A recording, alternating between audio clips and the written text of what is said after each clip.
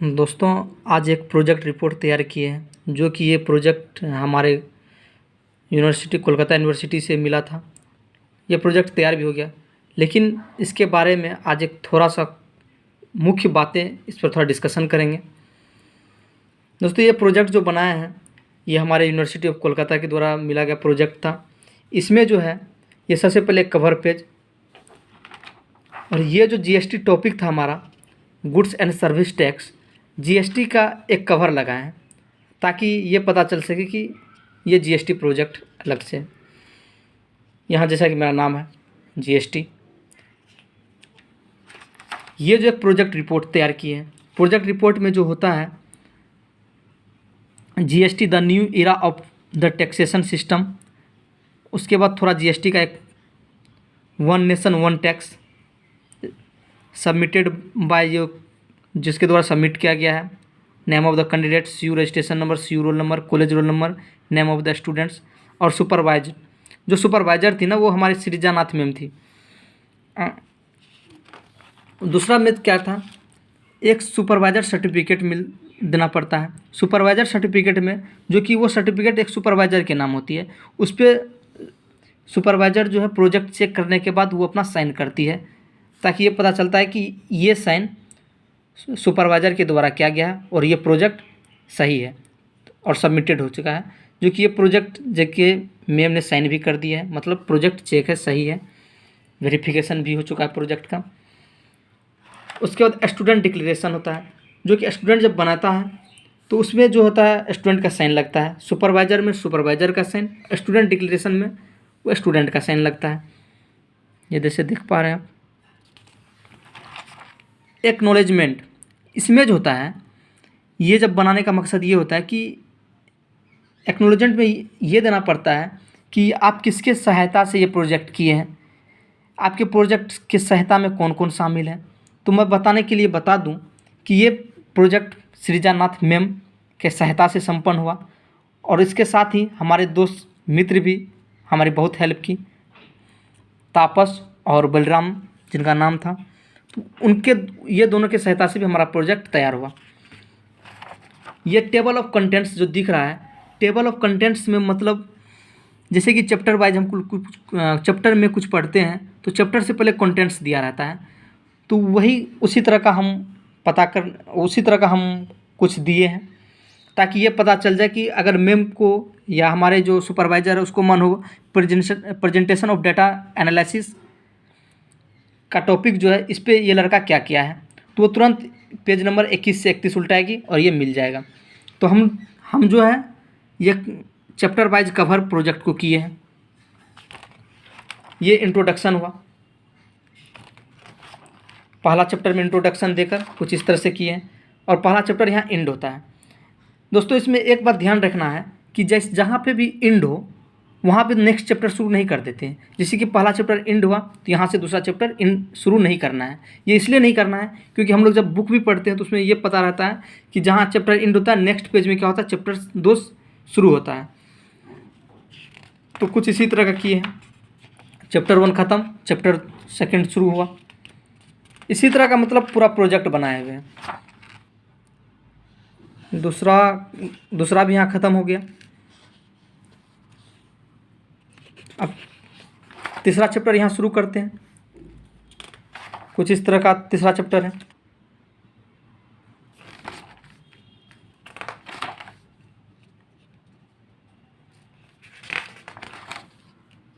ये हम जो प्रोजेक्ट निकाले हैं तो ये कलरफुल निकाले हैं। अगर आपके कॉलेज में अगर कहा जाए कि कलरफुल नहीं निकालना है, ब्लैक एंड वाइट ही निकालना है, तो आपको ब्लैक एंड वाइट भी निकाल सकते हैं, लेकिन हमारे कॉलेज में तो ऐसा नहीं था तो इसलिए कलरफुल ही निकाले। देखिए, कंक्लूजन एंड रिकमेंडेशन, इसमें जो प्रोजेक्ट हम लोग बनाए हैं तो इसका एक कंक्लूजन क्या था ये हम लोग यहाँ देना चाहते हैं। एक शॉर्ट्स नोट्स में हम थोड़ा ब्रीफली बता दें। इसका कंक्लूजन जो था, सबसे पहले हम बैकग्राउंड ऑफ जीएसटी पढ़े थे।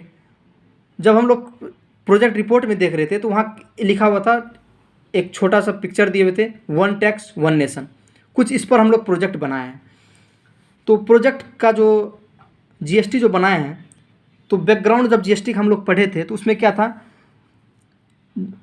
जीएसटी 1 जुलाई 2017 जीएसटी इम्प्लीमेंट हुआ था। इसका पर्पस जो था, purpose of the follow GST, one nation one tax पे बनाए थे। आर्टिकल 1 ऑफ द कॉन्स्टिट्यूशन से that India is union of state. Article 246 of constitution portion of power दिया गया है। देखिए, पार्शन ऑफ पावर 3 भाग में बांटा गया था, यूनियन लिस्ट, स्टेट लिस्ट और concrete list. Union list, state list और कॉन्क्रीट लिस्ट, ये 3 ठो का जो अलग अलग पावर होता है। लेकिन इसी जीएसटी को जो लागू किया गया था 2016 में, 2016 में 246A में एक 246A में जो है कॉन्स्टिट्यूशन में एक इसका जिक्र किया हुआ है, intra state of goods and service both. इसमें क्या है, सेंट्रल गवर्नमेंट और स्टेट गवर्नमेंट दोनों के पास पावर होती है। उसके बाद intra state supply goods and service है, तो इसमें एक सेंट्रल गवर्नमेंट के पास पावर है। और एक है जीएसटी का 279A आर्टिकल में एक जीएसटी काउंसिल बनाया गया था। दोस्तों, जीएसटी काउंसिल जो बनाया गया था उसमें सेंट्रल गवर्नमेंट और स्टेट गवर्नमेंट दोनों का पावर दिया गया था। सेंट्रल गवर्नमेंट के पास जो था रेजुलेशन का 1/3 भाग पास करा सकती है, और जबकि स्टेट गवर्नमेंट 2/3 भाग पास करा सकती है।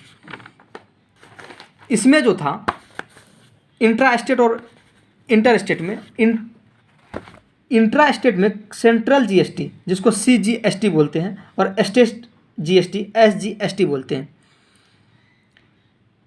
इंटर स्टेट का जो होता है उसके पास जो होता है शायद होता नहीं, मतलब गवर्नमेंट के पास इसका जो होता है, इंडियन गवर्नमेंट के पास इसका पावर होता है।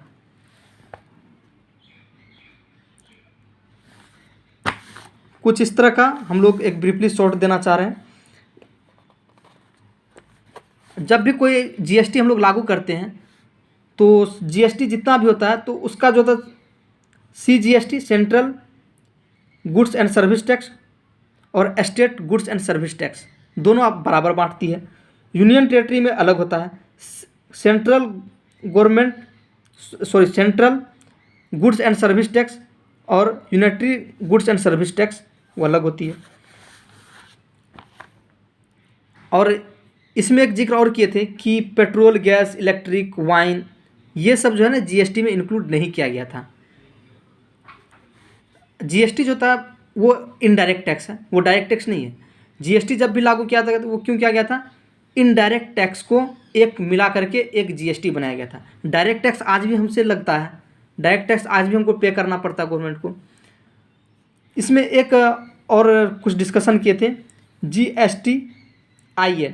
देखिए, जब भी कोई कंपनी में आप जाइएगा या उसमें, तो उसमें GSTIN दिया लगता है, मतलब goods and service tax identification number होता है, जो कि आपको जीएसटी नंबर दिया जाता है, उसको कहते हैं। वो 15 डिजिट का होता है, शायद 12 डिजिट जो आपका पैन कार्ड नंबर ही रहता है, 3 डिजिट आपको एक्स्ट्रा दिया जाता है। एक जीएसटी काउंसिल जो लागू किया गया था 279A आर्टिकल में एक जीएसटी काउंसिल लागू किया गया था, उसके बारे में थोड़ा बहुत बता देना चाहते हैं। जीएसटी काउंसिल में जो होता है 33 मेंबर होते हैं, जिसमें यूनियन मिनिस्टर होता है जिसको अध्यक्ष कहते हैं जीएसटी काउंसिल का, एक राज्य मंत्री, राज्य के वित्त मंत्री होते हैं। हर एक राज्य के वित्त मंत्री, मतलब 28 राज्य हैं तो 28 वित्त मंत्री वहाँ बैठते हैं। यूटी विधानसभा में जो होते हैं, यूनियन टेरिटरी में 3 होते हैं।